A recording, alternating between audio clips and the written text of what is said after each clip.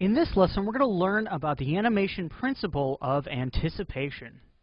So here's where we left off, and we're just going to take a very simple look at anticipation. Depending on the complexity of your movement and the amount of objects you have in your scene, anticipation could be very easy to apply, or it could be more difficult. In this case, I want us to take a simpler view of this so we can see what anticipation is.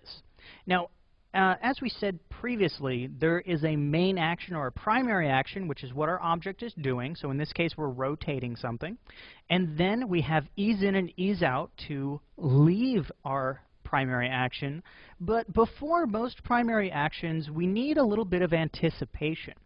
Anticipation is what happens before the action.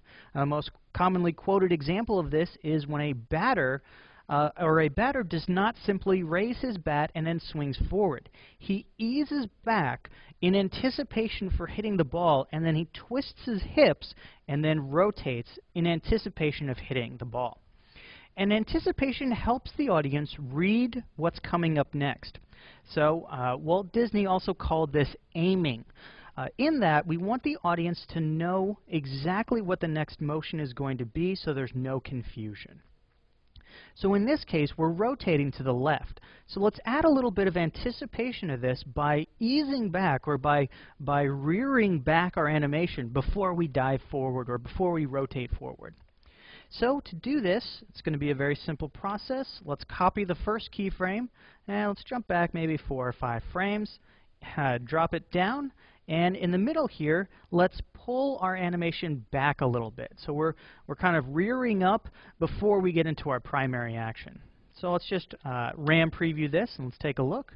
So now you can see we have a little bit of anticipation where we go back and then begin going forward.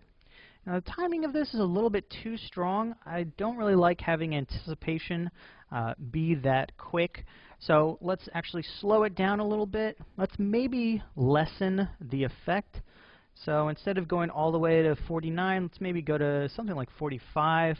We just want a very slight motion to help the audience understand what's coming up next. So let's take a look at this. So we rear back and then begin moving forward into our primary action, and then we ease out into another still pose. Now in this case, anticipation was very easy to add, but as you can see here, it adds quite a lot into our animation. We are letting the viewer, or letting our audience, read into what we're going to be doing next by almost having not the opposite happen, by having what the object would do in anticipation for this.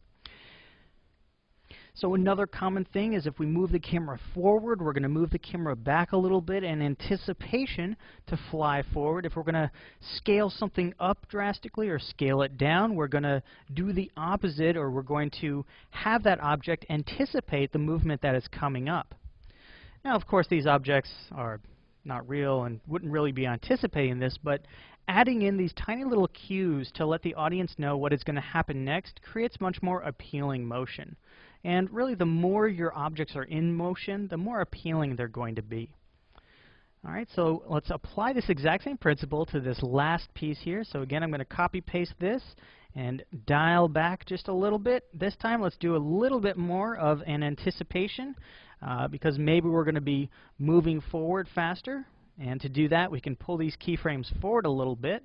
And for a faster movement, you're going to need more anticipation for the audience to be able to read that motion.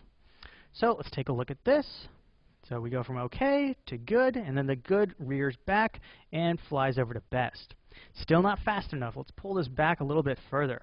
When you have a big anticipation, you're going to need a big primary action to sort of justify having that much motion.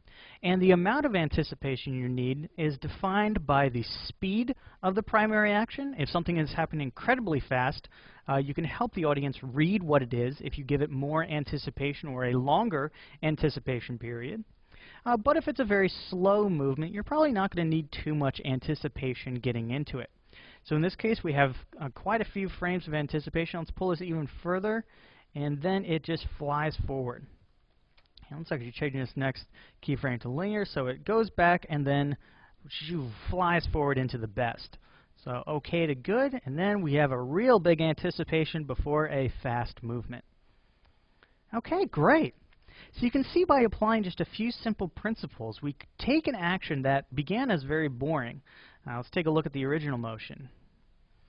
Takes a second to RAM preview, it means it probably isn't that great. And we can see here, very boring, doesn't catch our attention, doesn't look appealing, but by applying all these various animation principles, we were able to convey the same message, but in a much more entertaining and a much more interesting fashion.